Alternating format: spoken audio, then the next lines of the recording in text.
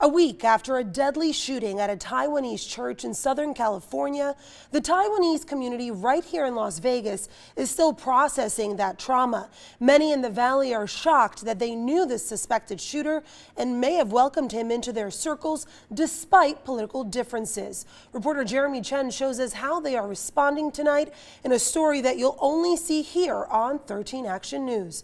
Jeremy. Yeah, Paulina, this shooting has cut deep within the Taiwanese American community, which unpacks a complicated history of political infighting and debate over identity. It has ripped open old wounds and created new ones. God will be with you. To the Taiwanese people, wherever you are in the world, you are one of us. God will bless you. Speaking in her native Taiwanese, Esther Pan, a member of the Valley's Taiwanese Presbyterian Church, channels her Christian faith.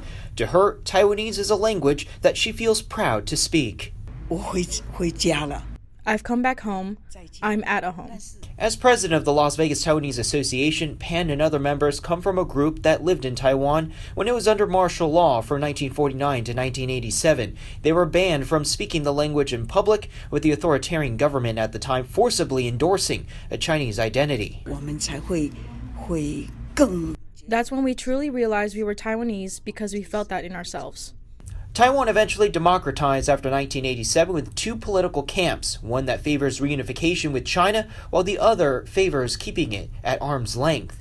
What has cut deep was a person they welcomed in their circles, David Zhou of Las Vegas. He was arrested for shooting a Taiwanese Presbyterian church in Southern California on Sunday in what police are calling politically motivated and a possible hate crime. 5 people were hurt and one man, Dr. Chen, was killed trying to stop the shooting. Pan and others did not want their faces on camera for fear of retribution. She says Zhou was friendly with members, but did openly state that he held pro-unification views and that he felt, quote, Chinese. China still claims Taiwan as its own territory.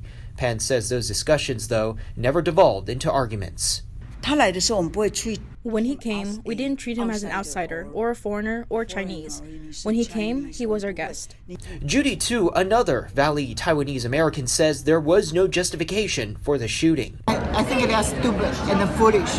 They both was born in Taiwan. We all born in Taiwan. We're raised by Taiwan. Tu says the shooting unfortunately highlights the issue of American gun violence. That's always American problem, a U.S. problem, gun, the freedom of holding gun.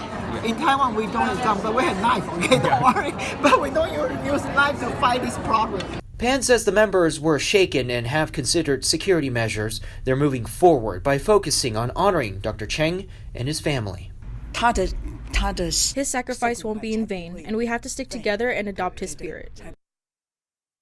Now, in light of the complicated politics and trauma, experts in the Taiwan-China relationship are urging people not to let this particular incident be used to create anti-Chinese sentiment or other inflammatory rhetoric. Live in studio, I'm Jeremy Chen.